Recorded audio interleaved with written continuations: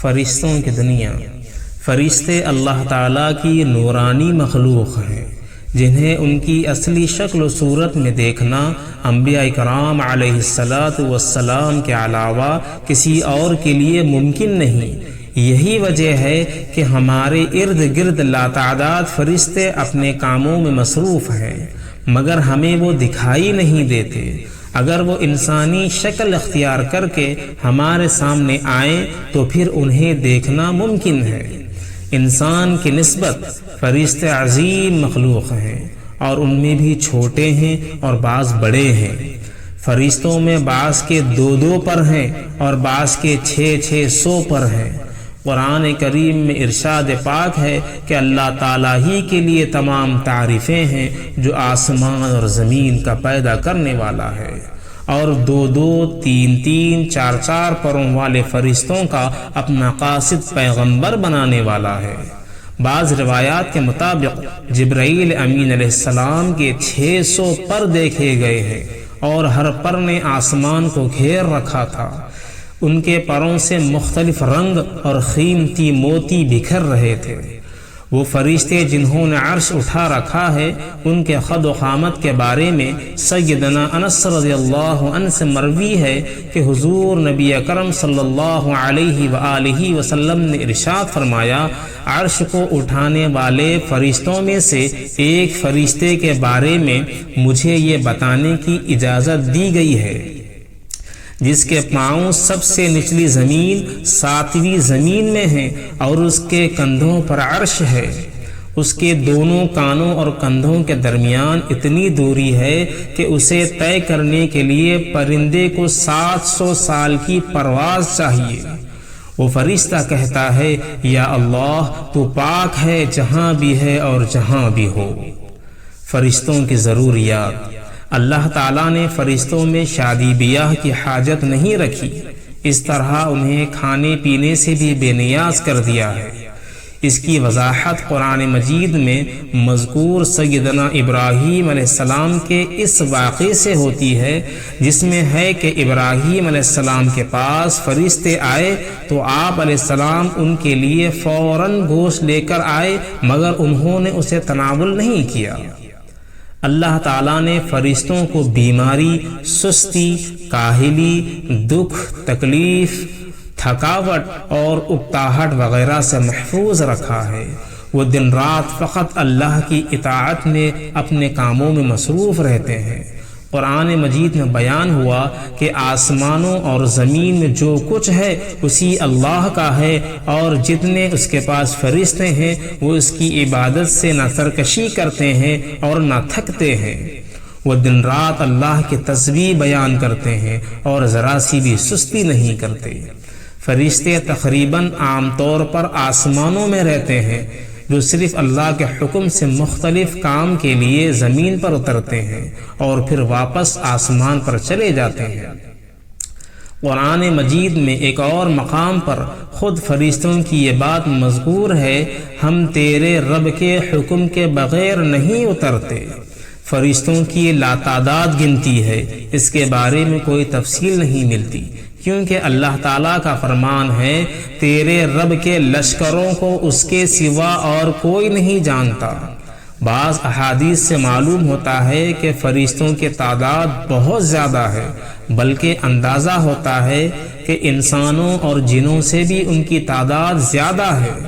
سیدنا ابو ذر رضی اللہ عنہ سے مروی ہے کہ اللہ کے رسول صلی اللہ علیہ وآلہ وسلم نے فرمایا، آسمانوں میں کہیں 4 انگلی جگہ بھی ایسی نہیں کہ جہاں کوئی نہ کوئی فرشتہ سجدہ ریز نہ ہو۔ سیدنا عبداللہ بن مسعود رضی اللہ عنہ سے مروی ہے کہ اللہ کے رسول صلی اللہ علیہ وآلہ وسلم نے فرمایا، قیامت کے روز جہنم کو اس حال میں لایا جائے گا کہ اس کی 70 لگامیں ہوں گی، اور ہر لگام کے ساتھ 70,000 فرشتے ہوں گے جو اسے کھینچ کر لا رہے ہوں گے۔ فرشتوں کی ایک اہم خاصیت یہ بھی ہے کہ وہ اللہ کے حکم سے اپنی شکل و صورت کے علاوہ کوئی اور صورت بھی اختیار کر سکتے ہیں۔ یہ صورت کسی ایسے انسان کی بھی ہو سکتی ہے جسے دیکھنے والے پہچان لیں۔ انسانوں کے علاوہ کسی اور جاندار کی صورت اختیار کرنے کی فرشتوں کو طاقت ہے یا نہیں، اس کے بارے میں قرآن و سنت میں کوئی صراحت یا ذکر نہیں ملتا۔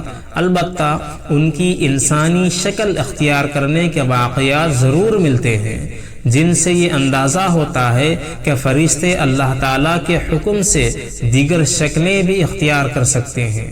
سیدنا ابراہیم علیہ السلام کے پاس فرشتے انسانی شکل میں آئے اور ابراہیم علیہ السلام ان فرشتوں کو پہچان نہ پائے۔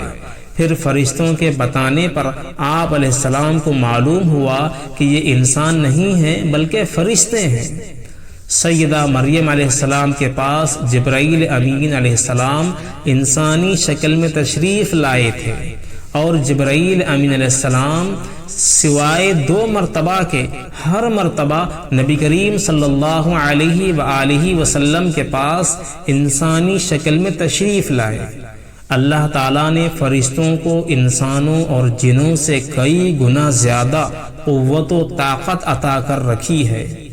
حضور نبی صلی اللہ علیہ وآلہ وسلم نے جب طائف کے مقام پر وہاں کے لوگوں کو اسلام کی دعوت پیش کی تو آپ صلی اللہ علیہ وسلم پر وہاں کے لوگوں نے ظلم و جبر کی انتہا کر دی، اور حضور نبی کرم صلی اللہ علیہ وسلم کو لہو لہان کر دیا۔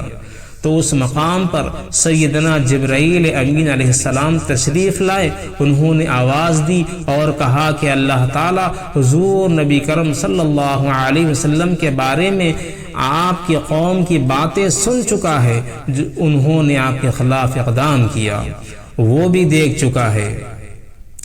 آپ کے پاس اللہ تعالیٰ نے پہاڑوں کا فرشتہ بھیجا ہے، آپ ان لوگوں کے بارے میں جو چاہیں اس فرشتے کو حکم دیں۔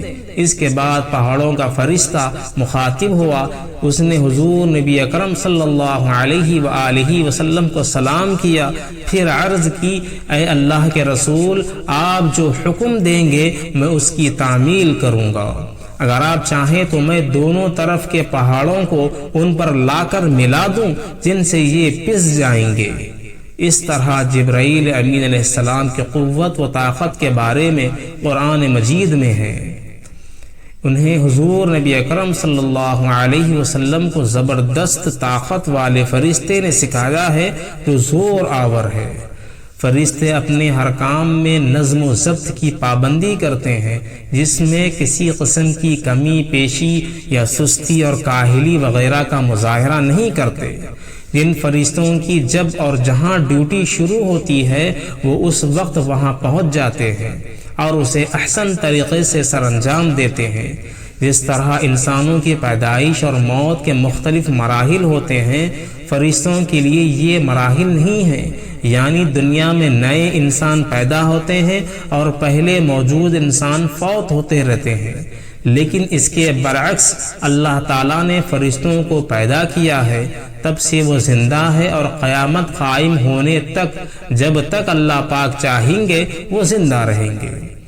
جب تک اللہ تعالیٰ کی طرف سے انہیں جو ذمہ داریاں دی گئی ہیں انہیں احسن طریقے سے وہ پورا کرتے رہیں گے، لیکن جب قیامت آئے گی تو یہ فرشتے بھی موت سے دوچار ہوں گے۔ پھر ایک ایسا وقت آئے گا جب کائنات میں اللہ تعالیٰ کے علاوہ کوئی چیز زندہ نہ رہے گی۔ اسی صورتحال کو قرآن مجید میں اس طرح بیان کیا گیا ہے، زمین پر جو ہے سب فنا ہونے والے ہیں، صرف تیرے رب کی ذات جو عظمت اور عزت والی ہے وہی باقی رہ جائے گی۔ اسی طرح ایک اور مقام پر ارشاد ہوا کہ ہر نفس کو مرنا ہے۔ ناظرین اکرام، یہ تھا فرشتوں کے بارے میں مختصر سا واقعہ۔ مزید اس طرح کے واقعات کے لیے ہمارے چینل کو سبسکرائب کر لیں۔